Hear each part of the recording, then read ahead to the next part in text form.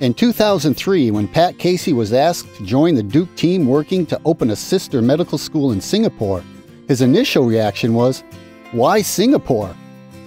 But after then-Chancellor for Health Affairs Ralph Snyderman and then Medical School Dean Sandy Williams articulated why partnering with the Asian city-state offered a great opportunity for Duke, Casey was all in.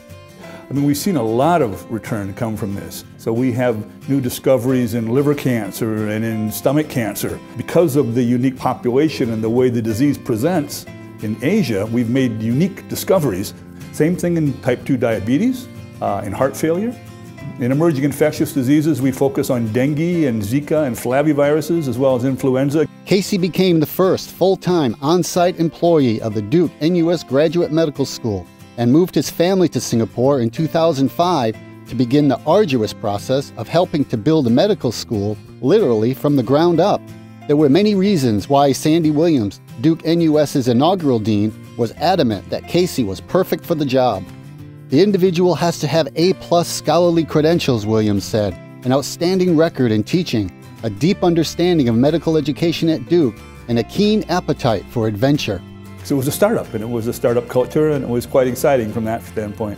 The obvious challenge is we had no facility, we had no staff, we had no faculty, we had no investigators. Casey worked with government agencies in Singapore to establish research, education, and health system partnerships.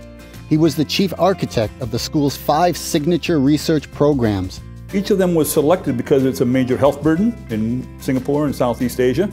We felt that they could connect substantively to activities at Durham, where major research efforts were underway. Earlier this year, the Duke-NUS Cancer Research Team won a major award for its global impact on cancer research, the Team Science Award from the American Association for Cancer Research. It was the first time in Asia any team had ever won that prize. Having grown up on a farm in South Dakota, Casey has always been interested in biology. He arrived at Duke in 1990 as an already internationally respected cancer biologist. His discovery of a lipid modification in which signaling proteins important in cancer were disrupted by the attachment of a lipid earned him the prestigious Amgen Award from the American Society of Biochemistry and Molecular Biology. We understand the disease processes much better than we did 25 years ago. There are clinical trials of agents targeting this process that are underway. Duke appealed to him because of its ability to bring together researchers in fundamental cell regulation and cancer. The Duke Cancer Center was a big draw because there was much going on there. And the environment at Duke was, to me, a very exciting place. Casey became the founding director of Duke's Center for Chemical Biology and helped found and then directed the program in molecular cancer biology. And at Duke and in Singapore, he has taught, mentored, and nurtured countless students and trainees.